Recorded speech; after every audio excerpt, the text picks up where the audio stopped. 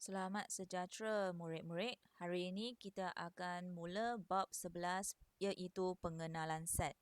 Jadi, kita akan teruskan dengan topik kecil iaitu 11.1 set.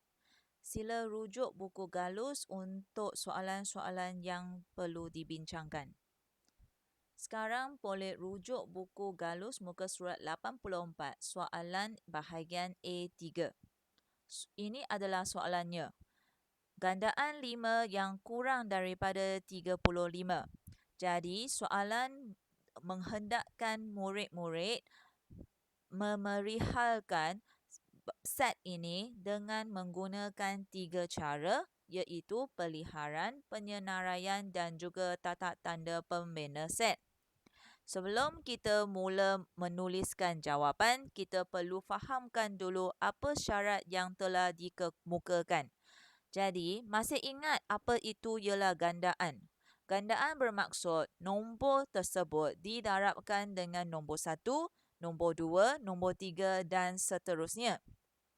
Jadi, kalau untuk gandaan 5 yang kurang daripada 35, bagi gandaan, kita ada 5 darab 1 sama dengan 5. 5 darab 2 sama dengan 10 dan seterusnya 5 darab 3, 15, 20, 25, 30, 35, 40 dan sebagainya. Jadi, apabila kita nak masukkan set ini mengikut cara-cara yang dikehendaki, kita mesti melihat sangat teliti apa yang diperlukan tulis. Yang pertama, peliharan. Kalau peliharan adalah menyatakan set dalam bentuk ayat, jadi kita boleh tuliskan jawapan seperti berikut. A ialah gandaan 5 yang kurang daripada 35. Seterusnya, untuk penyenaraian, kita mesti rujuk syarat yang ditentukan supaya kita boleh menentukan unsur-unsur yang terlibat. Kerana untuk cara penyenaraian, unsur-unsur yang terlibat dalam syarat-syarat yang special ini akan kita senaraikan satu persatu. Jadi, apa jawapan yang telah dipilih ataupun memenuhi syarat? Antaranya ialah 5, 10, 15, 20, 25 dan 30. Kenapa sehingga sahaja 30 tak termasuk nombor 35, 40?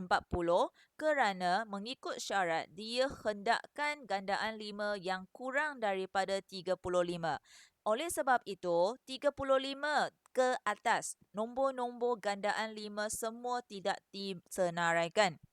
Seterusnya adalah tata tanda pembina set. Untuk cara pemeliharaan set, kita akan tulis dalam bentuk begini, iaitu X ialah gandaan 5. Tapi di mana X mesti kurang daripada 35. Jadi murid-murid, ini adalah jawapan bagi soalan bahagian A3. Sekarang kita sambung soalan 4. Ini adalah soalannya. Faktor bagi 40.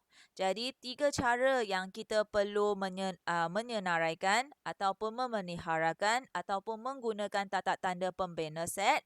Sebelum kita memulakan mengisi jawapan, kita mesti fahamkan dulu apa maksudnya faktor. Faktor ialah nombor yang didarab dan menghasilkan nombor yang dikehendaki.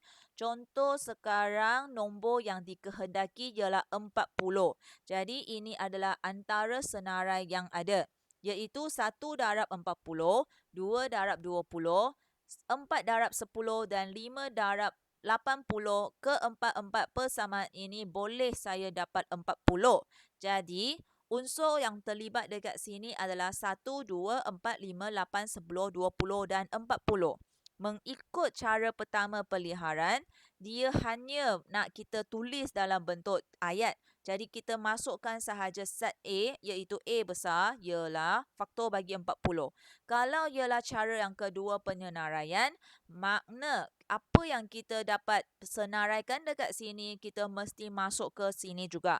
Jadi murid-murid, kalau bandingkan soalan yang tadi dengan soalan yang ini, untuk penyenaraian, kenapa soalan ini cikgu masukkan semua unsur yang disenaraikan dekat sini? Kerana soalannya. Soalan tidak melibatkan syarat bagi nombor tersebut. Maksudnya dia hanya nak sahaja faktor bagi 40. Dia tak menghadkan, okey, saya nak faktor bagi 40, tapi awak jangan bagi lebih daripada 20. Kalau macam itu, barulah kita ada perubahan dalam penyenaraian. Tetapi kalau dia tak ada, maksudnya dia tak ada sekatan untuk nombor tersebut. Jadi apa yang kita dapat cari bagi faktor 40 semua mesti masukkan dalam penyenaraian. Seterusnya kita ada tata tanda pembina set. Ini pun sama kerana dia kurang satu sekatan, jadi dia adalah dalam bentuk ayat yang biasa sahaja. Hanya cara tulis dekat sini kita mesti ada X titik bertindik X ialah faktor bagi 40. Jadi cikgu harap dengan membincang dua soalan ini, murid-murid boleh selesaikan soalan yang seterusnya. Sekarang kita rujuk muka surat 84, soalan bahagian B1. Ini soalannya. Soalan minta kita menyatakan sama ada pernyataan ini adalah benar ataupun palsu. Jika Q ialah kubus yang mempunyai 6 muka yang sama saiz, maka Q adalah set kosong. Masih ingat ini adalah set kosong? Kalau anda tak ingat, boleh rujuk balik bahagian video yang cikgu buat minggu lepas.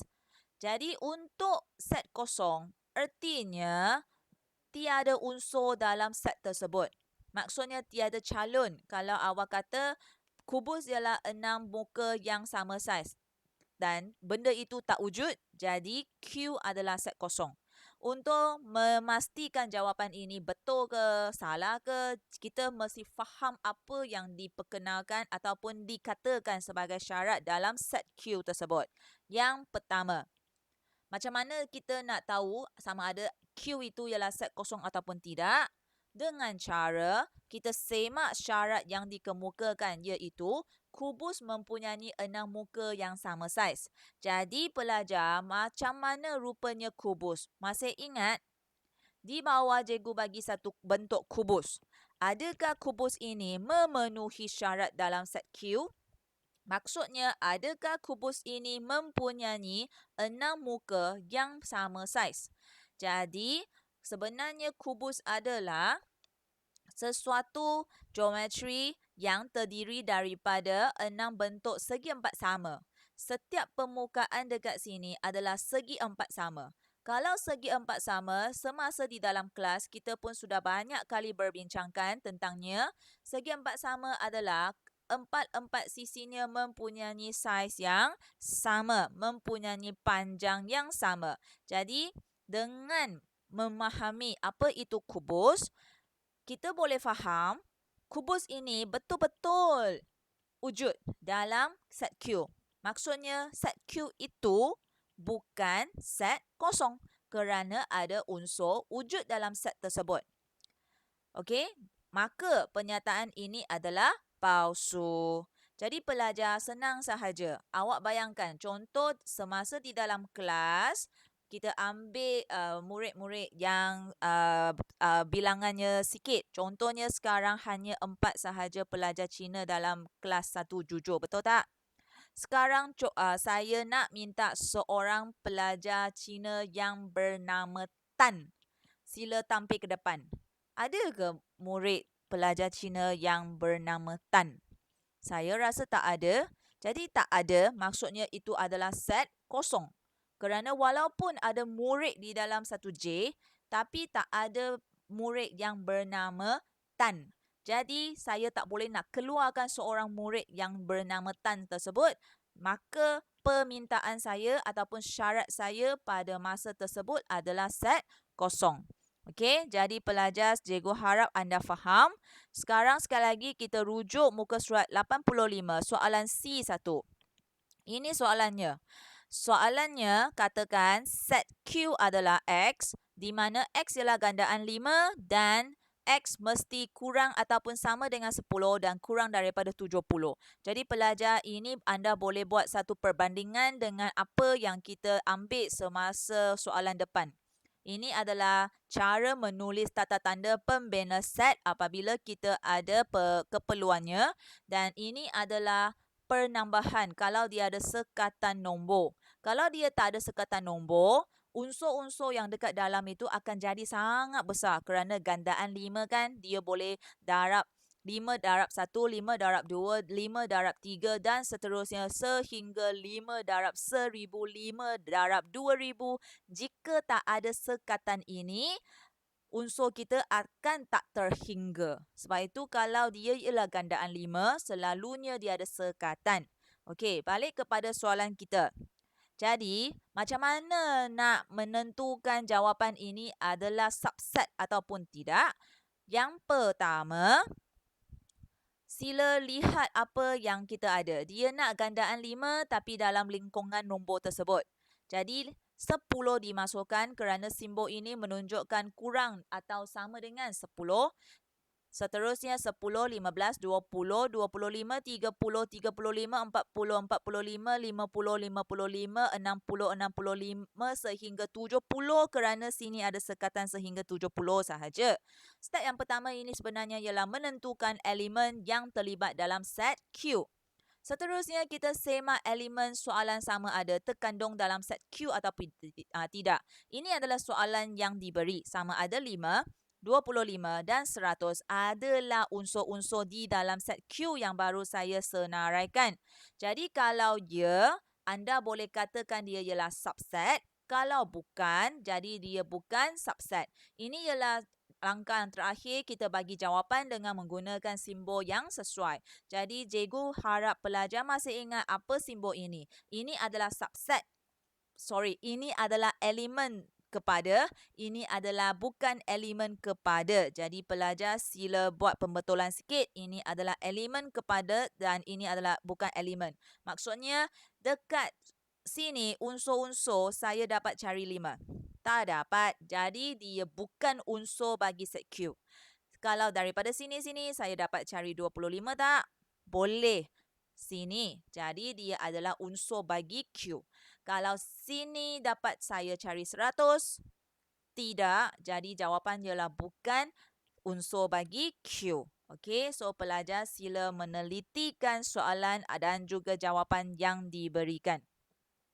Seterusnya kita akan sambung balik bab kita, iaitu bilangan unsur bagi setiap set. Unsur ialah sesiapa yang mempunyai ciri sepunya ataupun memenuhi syarat tersebut, dia akan jadi unsur di dalam set tersebut. Sekarang kita boleh rujuk buku galus, muka surat 85, soalan bahagian D3. Kita lihat dua pelajar ini bincang apa dekat sini. Yang pertama, sekarang anda sudah faham tentang cara memerihalkan set, sama ada tahu cara untuk menyatakan bilangan unsur dalam setiap set? Tak tahu, cuba beritahu caranya lah. Okey, senang je. Cuba anda senaraikan semua elemen dalam set D ni. Di mana D adalah X kurang daripada 20 dan D ialah nombor ganjil. Biar aku fikir dulu. X adalah kurang daripada 20 dan mesti nombor ganjil. Kalau nombor ganjil ialah contohnya 1, 3, 5, 7, 9 dan seterusnya. Tapi dia nak kurang daripada 20. Okey, so untuk unsur D, jawapannya ialah 1, 3, 5, 7, 9, 11, 13, 15, 17, 19. Betul tak? Bagus betul ni. Berdasarkan set D yang telah disenaraikan oleh anda, terdapat 10 nombor kan? Jadi, macam mana kita nak kata dalam jawapan kita ada 10 jawapan tu, kita boleh kata N kurungan D besar. D besar ini kerana dia adalah dinamakan set D dan sama dengan 10. 10 kerana sini, nombor-nombor dekat sini ada 10. Sekarang, saya faham tentang cara menyatakan bilangan unsur dalam set. Murid-murid boleh lengkapkan soalan D1 dan D2 di muka surat 85.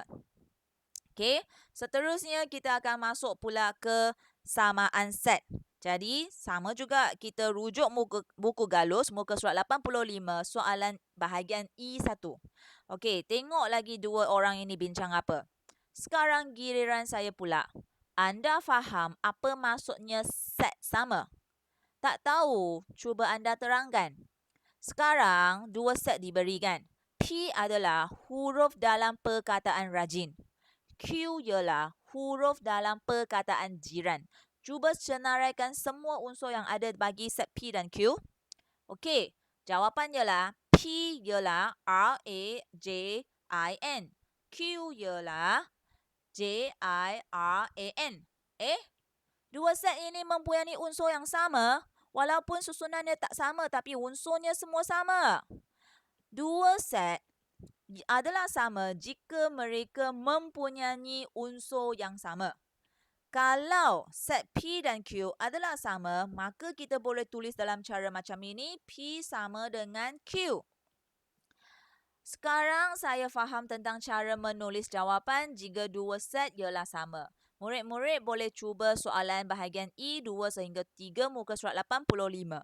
So pelajar, adakah anda faham tentang kesamaan set apabila membaca dialog mereka ni? Apabila dua set dibagi, kita nak tengok mereka sama ke tak sama. Jadi kita mesti senaraikan semua unsur yang ada di dalam dan seterusnya kita buat perbandingan. Kita semak satu persatu. Adakah mereka mempunyai unsur yang sama? Mesti sebiji sama. 100% sama. Contohnya P dan Q ini.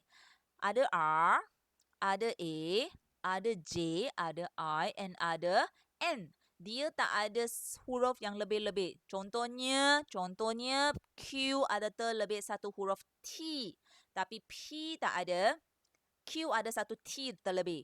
Jadi kalau macam itu, mereka bukan set yang sama. Tak boleh kata antara 5 tu sama walaupun ada satu lebih, biar je lah mereka jadi sama. Tidak. Okey? Jadi apabila kita nak semak mereka sama ke tak sama, unsur mesti sebiji sama. Susunan tak penting. Asalkan mereka mempunyai unsur yang sama. Jadi pelajar, itu sahaja untuk hari ini. Keep studying. Okay, you are doing awesome. Sekian, terima kasih.